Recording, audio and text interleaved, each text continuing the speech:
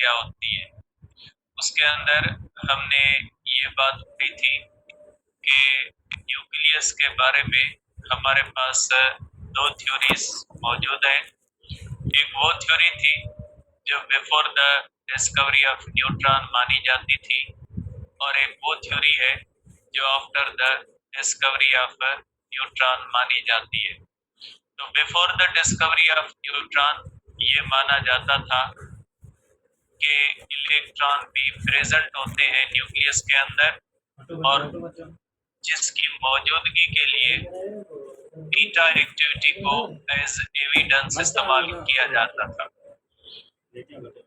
और दूसरी जो थ्योरी है जिसको आजकल हम मानते हैं after the discovery of neutron, उसके मुताबिक जो न्यूक्लियस होता है वो प्रोटॉन्स और न्यूट्रॉन्स का बना हुआ है, उसके अंदर कोई भी इलेक्ट्रॉन मौजूद नहीं होता। आज हम डिस्कस करते हैं बेटा आइसोटोप्स क्या होते हैं।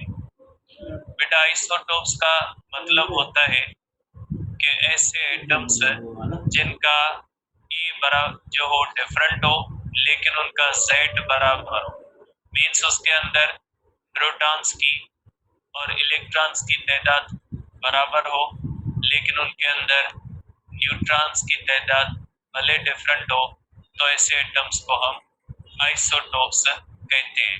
तो आप ये कहोगे बेटा आइसोटोप्स की पहली बात ये होती है बेटा कि आइसोटोप्स जो होते हैं, आइसोटोप्स के अंदर बेटा ये होता है, आइसोटोप्स के अंदर सेम बेटा Z होता है बट डिफरेंट ये होता है बेटा। मास नंबर डिफरेंट होता है, चार्ज नंबर सेम होता है बेटा। जैसे आपके पास हाइड्रोजन है बेटा, हाइड्रोजन के दो आइसोटोप्स हैं, ड्यूटेरियम है और ट्राइटियम है। ड्यूटेरियम के अंदर एक प्रोटॉन होता है, एक न्यूट्रॉन होता है। ट्राइटियम के अंदर दो न्यूट्रॉन होते हैं, एक प्रोटॉन होता है।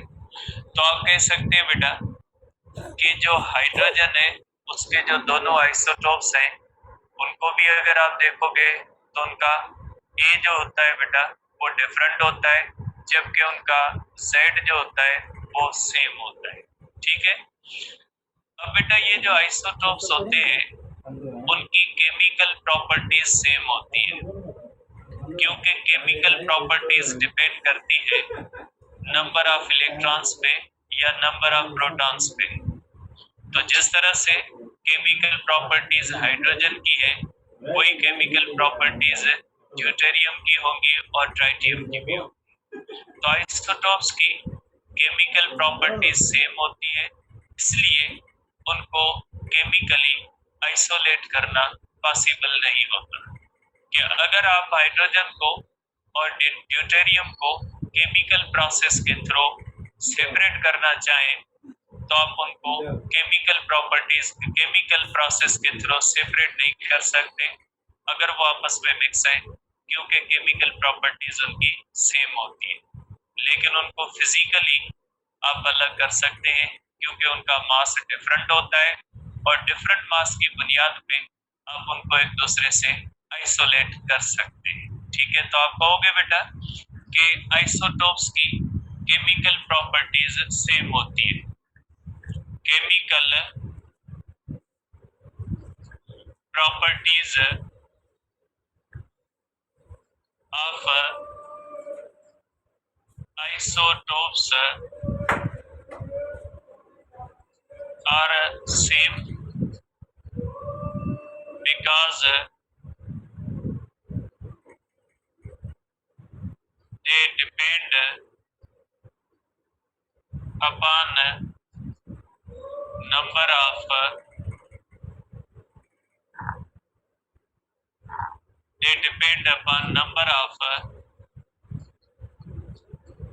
Protons electrons. बेटा एसटीपी के अंदर प्रोटॉन्स लिखा हुआ है, पीटीपी के अंदर इलेक्ट्रॉन। बात ये है कि बेटा क्योंकि एटम इलेक्ट्रिकली न्यूट्रल होता है तो उसकी केमिकल प्रॉपर्टीज वैसे होना प्रोटॉन चाहिए, क्योंकि इलेक्ट्रॉन तो ऑर्बिट से आते जाते रहते हैं, केमिकल प्रॉपर्टीज तब्दील नहीं होती। केमिकल प्रॉपर्टीज तब तब्दील होती है जब रेडियो एक्टिविटी के अंदर प्रोटॉन निकल जाता है। तो एक सॉलिड चीज जो हम कहें वो प्रोटॉन सही रहता है, क्योंकि इलेक्ट्रॉन का आना जाना इतना मुश्किल नहीं है, प्रोटॉन का आना जाना मुश्किल होता है बेटा। तो आप कहोगे कि chemical properties of isotopes are same because they depend upon number of protons और number of electrons. Due to same chemical properties due to same chemical properties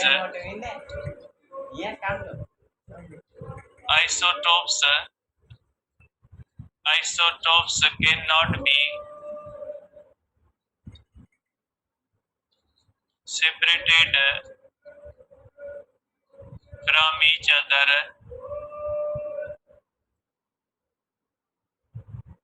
chemically by chemical process बेटा। केमिकल प्रोसेस के through नहीं हो सकता बेटा, but can be separated by physical process, जिसके अंदर मास spectrometer होता है बेटा, वो इसको इस तरह से सेपरेट करता है बेटा। तो ये हो गई बेटा आपके पास, आप कह सकते हैं कि ये आइसोटोप्स की कुछ बुनियादी चीजें जो आपको पहले भी पता होगी, जाहिर सी बात है, इतनी कोई मुश्किल चीज नहीं है। तो आइसोटोप्स को आप कहोगे ऐसे एटम्स जिनका चार्ज नंबर सेम होता है, मास नंबर डिफरेंट होता है, तो ऐसे एटम्स को आइसोटोप्स कहा जाता है। और आइसोटोप्स जो होते हैं उनकी केमिकल प्रॉपर्टी सेम होती है, फिजिकल प्रॉपर्टीज आप कह सकते हैं डिफरेंट हो सकती है। तो इनको केमिकल प्रोसेस के थ्रू आइसोलेट नहीं किया जा सकता, एक दूसरे से सेपरेट नहीं किया जा सकता, बट फिजिकल किसी भी प्रोसेस को इस्तेमाल करके इनको अलग किया जा सकता है। अब ज्यादातर जो आइसोटोप्स होते हैं बेटा वो रेडियो एक्टिव होते हैं। अब ये रेडियो एक्टिव क्यों होते हैं? क्योंकि जनरली तो हम ये देखते हैं कि रेडियो एक्टिविटी तब होती है जब किसी भी चीज का जो नंबर होता है वो 81 या 82 या 83 से अबव होता है तो वो रेडियो एक्टिव होता है। लेकिन अगर हम देखते हैं तो ज्यादातर जो आइसोटोप्स होते हैं वो रेडियो एक्टिव होते हैं बेटा। अब ये जो ज्यादातर आइसोटोप्स होते हैं ये रेडियो एक्टिव क्यों होते हैं? इनके रेडियो एक्टिव होने का रीजन क्या है? देखिए बेटा, आपको पता है कि जो न्यूक्लियस होता है रेडियो एक्टिविटी का ताल्लुक न्यूक्लियस के साथ है, और ये जो रेडियो एक्टिविटी है ये न्यूक्लियर एक्टिविटी है। तो आपको पता है बेटा कि किसी भी न्यूक्लियस के अंदर जितने ज्यादा पार्टिकल्स होंगे उस वजह से उसके अंदर जो बाइंडिंग एनर्जी होगी वो डिस्ट्रीब्यूट हो जाएगी। फॉर एग्जांपल बेटा, ठीक है, कि अगर एक न्यूक्लियस है जिसके अंदर है एक पार्टिकल, उसके पास बाइंडिंग एनर्जी सपोज करें 10 इलेक्ट्रॉन वोल्ट है, मैं सपोज कर रहा हूँ, कोई रियल वैल्यू नहीं है ये। अब अगर उसी न्यूक्लियस के अंदर दो पार्टिकल हो गए तो एनर्जी डिस्ट्रीब्यूट हो जाएगी, 5-5 हो जाएगी, और अगर 3 हो गए तो फर्दर जो होगी वो 3.1 हो जाएगी। तो इस तरह से पार्टिकल्स की तादाद बढ़ने से बाइंडिंग एनर्जी पर जो है वो न्यूक्लियन, जिसको हम कहते हैं बाइंडिंग एनर्जी पर न्यूक्लियन, हर एक न्यूक्लियन के पास पैकिंग फ्रैक्शन कम हो जाती है, जिसका नतीजा ये होता है कि न्यूक्लियस जो होता है वो स्टेबल नहीं रहता। तो बेटा आप कह सकते हैं कि जैसे जैसे न्यूक्लियस के अंदर प्रोटॉन्स और न्यूट्रॉन्स की तादाद बढ़ेगी तो प्रोटॉन्स जो होते हैं बेटा वो तो रिपल्सिव फोर्स में कंट्रीब्यूट करते हैं, क्योंकि प्रोटॉन प्रोटॉन का रिपेल करता है। तो जैसे ही प्रोटॉन्स की तादाद न्यूक्लियस के अंदर बढ़ेगी, प्रोटॉन्स की एक दूसरे से रिपल्शन बढ़ेगी। तो प्रोटॉन्स के बढ़ने से भी उसके अंदर रिपल्शन बढ़ती है। तो बेटा इसलिए होता यह है कि जब किसी भी न्यूक्लियस के अंदर प्रोटॉन्स की और न्यूट्रॉन्स की तादाद बढ़ती है तो प्रोटॉन्स की वजह से रिपल्सिव फोर्स बढ़ती है, और अगर न्यूट्रॉन्स वगैरह होते हैं तो न्यूट्रॉन एक तो न्यूट्रल पार्टिकल होते हैं, अट्रैक्टिव फोर्स में कंट्रीब्यूट करते हैं, लेकिन पैकिंग फ्रिक्शन क्या हो जाती है, कम हो जाती है। नतीजा ये निकलता है कि ज्यादा पार्टिकल्स होने की वजह से बाइंडिंग एनर्जी डिस्ट्रीब्यूट हो जाती है, तकसीम हो जाती है और कम हो जाती है, और इस वजह से वो जो होते हैं न्यूक्लियाई जो होते हैं वो अनस्टेबल हो जाते हैं, और अनस्टेबल न्यूक्लियाई जो होता है वो रेडियो एक्टिविटी शो करता है। रेडियो एक्टिविटी एक ऐसा प्रोसेस है जिसके थ्रू अनस्टेबल न्यूक्लियस अपने पार्टिकल्स को अपने अंदर से बाहर फेंक के स्टेबल बन जाता है। जैसे फॉर एग्जांपल अगर कोई भी इंसान है वो कोई भी ऐसी चीज खा लेता है जो पॉइजन हो या कोई और चीज ऐसी जो खराब खा लेता है तो उसको वोमिटिंग होती है। बेटा वोमिटिंग के अंदर वो चीज बॉडी से बाहर आ जाती है, जिसका नतीजा ये निकलता है कि फर्दर बॉडी जो होती है वो डैमेज होने से बन जाती है। तो इसी तरह से जब न्यूक्लियस के अंदर ये पार्टिकल्स ज्यादा हो जाते हैं तो न्यूक्लियस अनस्टेबल हो जाता है, और ये न्यूक्लियस वोमिटिंग की तरह रेडियो एक्टिविटी के अंदर पार्टिकल्स इमिट करता है, जिसका नतीजा ये निकलता है कि वो न्यूक्लियस स्टेबिलिटी की तरफ चला जाता है। तो रेडियो एक्टिविटी का रीजन ये होता है कि न्यूक्लियस के अंदर बाइंडिंग एनर्जी कम पड़ने की वजह से अनस्टेबल हो जाते हैं, और उनको स्टेबल करने के लिए ये कुदरती प्रोसेस है जो उन न्यूक्लियाई को स्टेबल कर देता है और उनको टूटने से बचा लेता है। तो बेटा ज्यादातर आइसोटोप्स जो होते हैं वो मोस्टली आइसोटोप्स जो होते हैं बेटा वो रेडियो एक्टिव है। आइसोटोप्स के रेडियो एक्टिव होने का रीजन ये है कि उनके अंदर जब प्रोटॉन न्यूट्रॉन्स की एडिशन होती है तो एनर्जी की डिस्ट्रीब्यूशन होती है, और नतीजा ये निकलता है कि न्यूक्लियस जो होता है वो अनस्टेबल हो जाता है। अब हम देखेंगे बेटा कि हम कौन सा पैरामीटर रखते हैं जिस पैरामीटर की बुनियाद पे हम कहते हैं कि ये आइसोटोप रेडियो एक्टिव होगा और ये आइसोटोप रेडियो एक्टिव नहीं होगा। क्योंकि अगर आप हाइड्रोजन को देखते हैं तो ट्राइटियम जो होता है वो भी रेडियो एक्टिव बन जाता है, इसलिए कि उसके अंदर भी दो न्यूट्रॉन्स होते हैं और एक प्रोटॉन होता है, डिस्ट्रीब्यूशन हो जाती है। तो हम देखेंगे कि ऐसा कौन सा पैरामीटर इस्तेमाल करेंगे, क्योंकि 81 या 82 से अबव तो ये नहीं है, उस कैटेगरी के अंदर तो नहीं आता। तो हम कौन से पैरामीटर को इस्तेमाल करके आइसोटोप्स के बारे में देखेंगे कि आइसोटोप्स रेडियो एक्टिव क्यों होते हैं। तो बेटा मैंने आपको रीजन बता दिया कि उसके न्यूक्लियस के अंदर न्यूट्रॉन्स पार्टिकल्स की वजह से बढ़ने की वजह से जो है वो एनर्जी की शेयरिंग होती है। तो आप कहोगे बेटा कि most of isotopes are radioactive, most of isotopes are radioactive. आपके एसटीपी के अंदर इसकी एक वैल्यू भी लिखी हुई है बेटा, पीटीबी के अंदर कोई ऐसी वैल्यू तो नहीं लिखी हुई, लेकिन एसटीपी के अंदर ऐसी एक वैल्यू भी लिखी हुई है बेटा कि कितने जो आइसोटोप्स होते हैं उनमें से कितना पार्ट जो होता है बेटा वो रेडियो एक्टिव होता है। ठीक है बेटा, इसके अंदर कोई जो है वो फिगर नहीं लिखी हुई, एसटीपी के अंदर ये चीज लिखी हुई है बेटा। एसटीपी के अंदर ये लिखा हुआ है बेटा, ये चीज याद कर लीजिएगा, हो सकता है आपको आगे काम आए बेटा।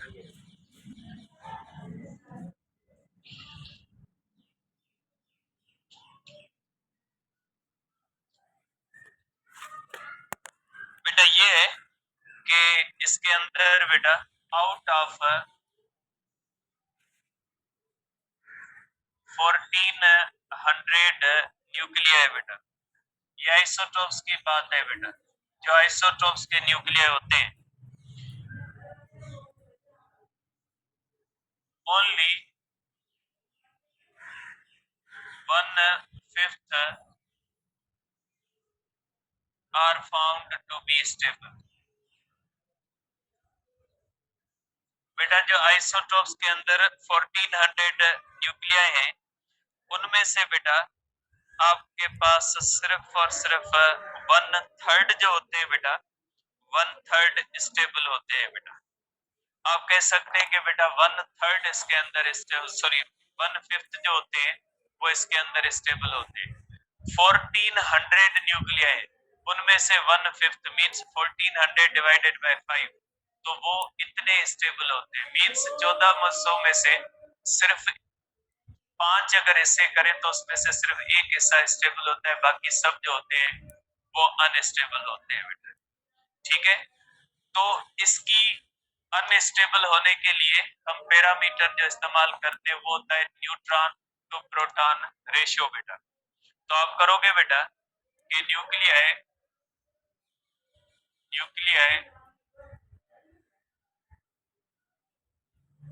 having a neutron to proton ratio greater than 1.6 are found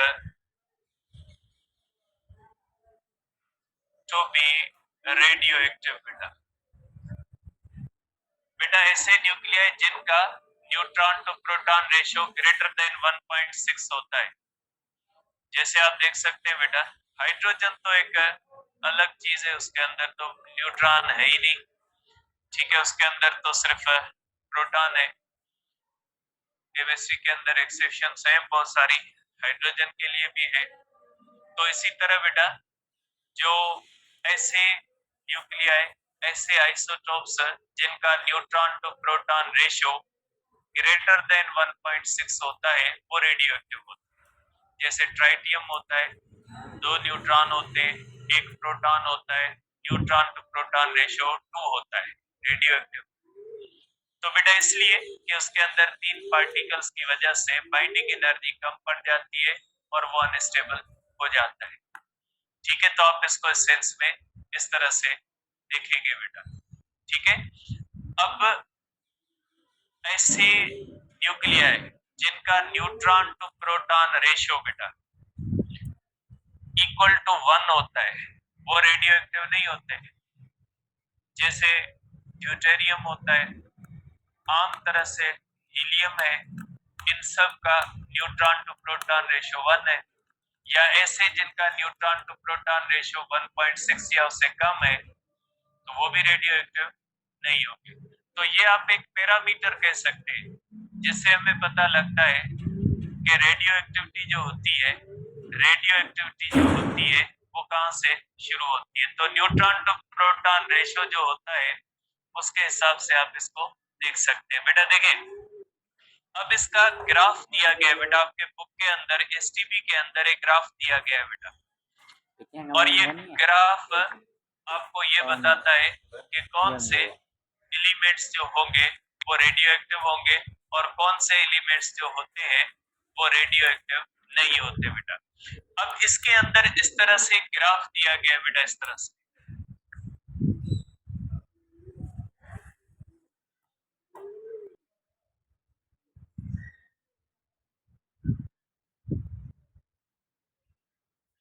इसके अंदर इस तरह से बेटा ग्राफ दिया गया है। इसके एक्स एक्सिस पे बेटा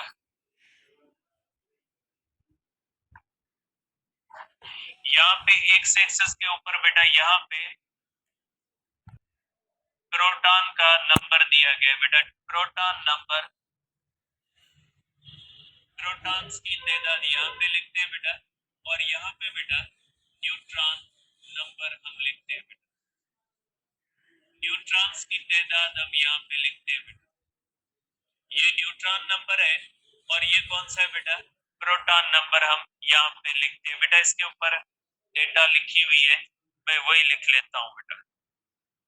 ठीक है, यहाँ पे बेटा ये होता है बेटा, ये 10 है बेटा, 20 है, 30 है, 40 है, 50,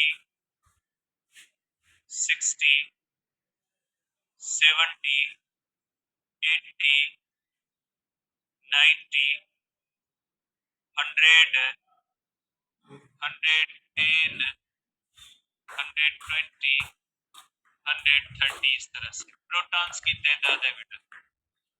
किसी भी जो है वो न्यूक्लियस के अंदर प्रोटॉन्स की तादाद कितनी होती है बेटा? देखिए, ये होता है बेटा 10, ये होता है बेटा 20, ये होता है बेटा 30, ये होता है बेटा 40, ये होता है बेटा 50, ठीक है।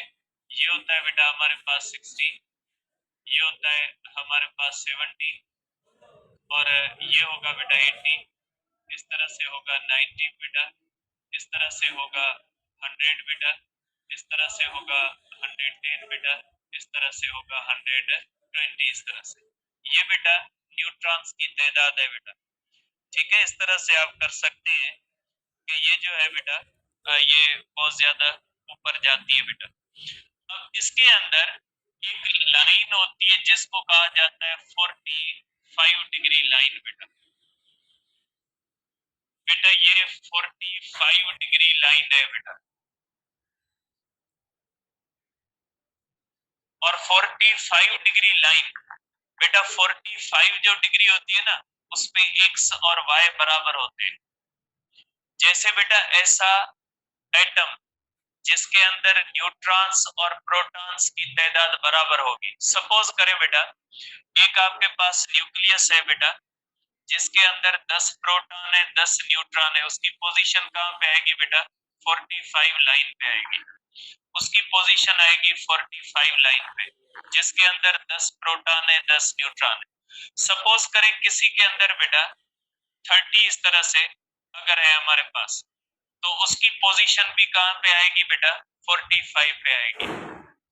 तो बेटा ऐसे एटम्स जिनके अंदर न्यूट्रॉन्स और प्रोटॉन्स की तादाद बराबर होगी ना बेटा, तो उसके लिए आप देखोगे कि वो 45 लाइन पे आएंगे, ठीक है। तो 45 लाइन पे वो एलिमेंट्स आते हैं बेटा जिनके अंदर न्यूट्रॉन्स और प्रोटॉन्स की तादाद जो होती है बेटा वो इक्वल होती है।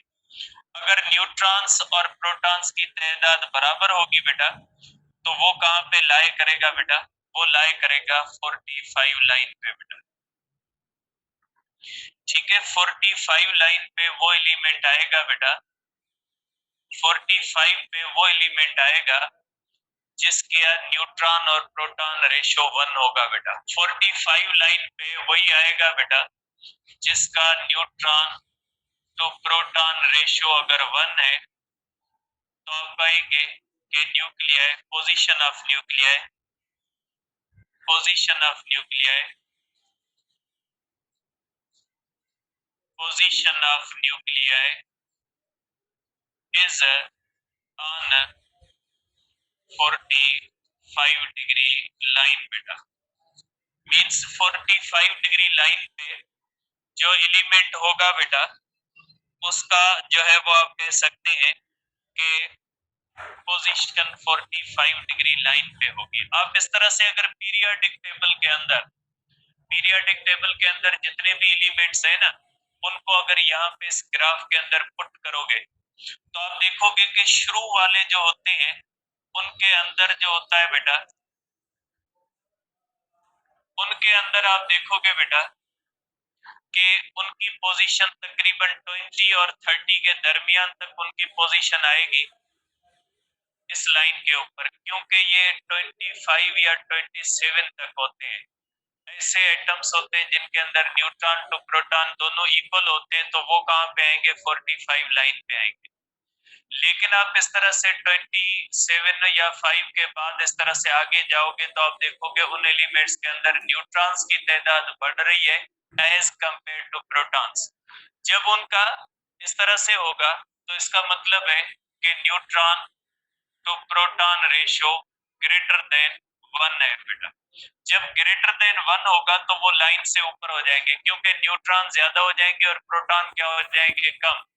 और न्यूट्रॉन टू प्रोटॉन रेशियो बढ़ते बढ़ते बेटा, न्यूट्रॉन टू प्रोटॉन रेशियो बढ़ते बढ़ते जब ग्रेटर देन 1.6 हो जाएगा, तो यहाँ से रेडियो एक्टिविटी शुरू हो जाएगी बेटा।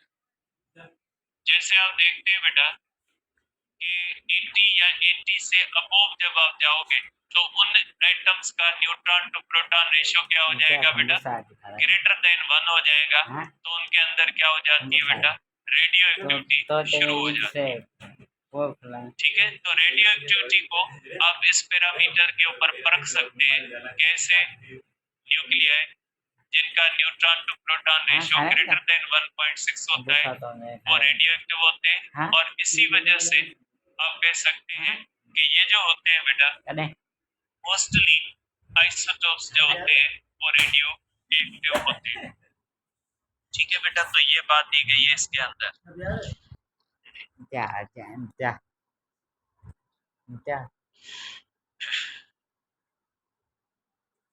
बेटा ये पेज नंबर 300 है, जो है वो 2 खोले। ठीक है बेटा, अब 302 एसटीपी के अंदर खोले बेटा, उसके अंदर लिखा हुआ as shown in the figure, ये फिगर बेटा, if a nucleus has an equal number of protons and neutrons, कैसा न्यूक्लियस जिसके अंदर नंबर ऑफ प्रोटॉन्स और न्यूट्रॉन्स इक्वल है, its position on the graph will be on 45 degree line, इसकी position कहां पे होगी, 45 डिग्री लाइन पे होगी। This is approximately the situations for the commonest isotopes of the light elements. जो हल्के एलिमेंट्स होते हैं उनके कॉमन आइसोटोप्स ऐसे ही होते हैं। As the atomic number increases, जैसे जैसे एटॉमिक नंबर इंक्रीज होगा, however the number of extra neutrons gets larger and larger. जैसे 20 के बाद आप जाओगे नंबर पे तो देखोगे कि ऐसे एटम्स के अंदर प्रोटॉन्स की तादाद कम होती है, न्यूट्रॉन्स की बढ़ती जाती है। अब ये न्यूट्रॉन्स की तादाद क्यों बढ़ती है, क्योंकि न्यूट्रॉन्स न्यूट्रल पार्टिकल होता है, वो अट्रैक्टिव फोर्सेस में कंट्रीब्यूट करता है, और न्यूक्लियस के अंदर अट्रैक्टिव फोर्सेस जितनी ज्यादा होंगी ना वो स्टेबल बनेगा। It is to be noted that N must be greater than Z in order to achieve stability, except for some of the very light nuclei, hydrogen except hydrogen के। Thus we conclude that all nucleons contribute to the attractive forces that hold the nucleus together. All nucleons, protons कैसे contribute करते हैं attractive में, बेटा proton का भी मास तो होता है ना, मास को क्या करता है, अट्रैक्ट करता है। तो प्रोटॉन्स अट्रैक्ट भी करते हैं, रिपेल भी करते हैं। रिपल्शन उनकी ज्यादा स्ट्रॉन्गर होती है वो अलग बात है, लेकिन न्यूट्रॉन और प्रोटॉन मासेस की वजह से एक दूसरे को अट्रैक्ट करते हैं। और दूसरा, न्यूट्रॉन के बढ़ने से स्टेबिलिटी इस सेंस में आएगी कि बेटा वो अट्रैक्टिव फोर्सेस होते हैं, लेकिन न्यूट्रॉन के बढ़ने से बाइंडिंग एनर्जी कम हो जाती है, तो नतीजा क्या निकलता है कि अनस्टेबल बन जाते हैं। Thus we conclude that all the nucleus contribute to the attractive forces that hold the nucleus together, whereas the instability is due to the repulsive Coulomb force between the protons. As Z increases, in excess of N over Z is required in order to achieve stability. बेटा in lighter isotopes को छोड़ के बाकी सब के अंदर neutrons जो होते हैं वो स्टेबिलिटी के अंदर कंट्रीब्यूट करते हैं, सिर्फ ये जो लाइटर होते हैं इनके अंदर एक्सेप्शंस है। ठीक है, तो ये हो गया बेटा हमारे पास आइसोटोप्स या आइसोटोप्स से रिलेटेड जो है वो ये ग्राफ। अब कल इंशाल्लाह बेटा हम डिस्कस करेंगे रेडियो एक्टिविटी। ये जो कल वाले टॉपिक है बेटा ये आपके पीएमसी के सिलेबस के अंदर शामिल है, तो इसको बेटा ध्यान से समझिएगा और पढ़िएगा। कल से थोड़ा टाइम भी ज्यादा होगा इंटर का, तो